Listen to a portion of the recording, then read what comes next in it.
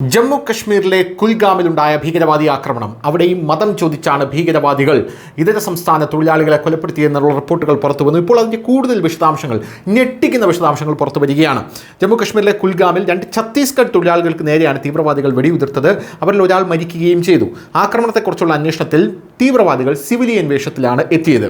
തൊഴിലാളികളെ സമീപത്ത് ചെന്നു. ആദ്യം കുറച്ചു നേരം തൊഴിലാളികളോട് വളരെ ഫ്രണ്ട്ലിയായി തീവ്രവാദികൾ സംസാരിച്ചു. പിന്നീട് തൊഴിലാളികളോട് വെള്ളം ദാഹിക്കുന്നു, വെള്ളം ചോദിച്ചു. അങ്ങനെ വെള്ളം ചോദിച്ചു കഴിഞ്ഞാൽ ആ വെള്ളം മേടിച്ച് കുടിച്ചു കഴിഞ്ഞ ശേഷമാണ് തൊഴിലാളികൾക്ക് നേരെ തീവ്രവാദികൾ വെടിയുതിർത്തത് എന്നാണ് ഇപ്പോൾ കണ്ടെത്തിയിരിക്കുന്നത്.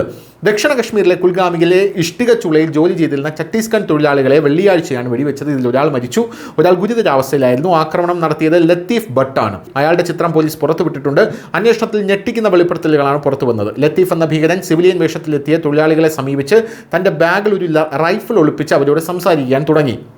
തൊഴിലാളികൾ മനുഷ്യത്വം കാണിക്കുകയും തീവ്രവാദിയെ ഒരു സിവിലിയനാണെന്ന് തെറ്റിദ്ധരിച്ച് വെള്ളം വാഗ്ദാനം ചെയ്യുകയും ചെയ്തു. ഇവരുടെ ഒരു ചെറിയ സംഭാഷണം തന്നെ അവിടെ ഉണ്ടായിരുന്നു. തീവ്രവാദി തൊഴിലാളികളുടെ ഇഷ്ടിക ചുളയിൽ ഏകദേശം 15 മിനിറ്റ് ചെലവഴിച്ചു എന്നാണ് അറിയാൻ സാധിക്കുന്നത്. ഈ തൊഴിലാളികൾ കുടുംബത്തോടൊപ്പം ഒരു കുടിലിൽ താമസിക്കുകയായിരുന്നു. അവരുടെ ഭാര്യയും കുട്ടികളും ഉണ്ടായിരുന്നു. ഭാര്യ വെള്ളമെടുക്കാൻ അടുക്കളയ്ക്ക് പോയ ഉടൻ തന്നെ ലത്തീഫ് ഇയാളെ വെടിവെക്കുകയായിരുന്നു എന്നുള്ളതാണ് പ്രധാനമായും മനസ്സിലാക്കുന്ന കാര്യം. News desk, news Malayalam.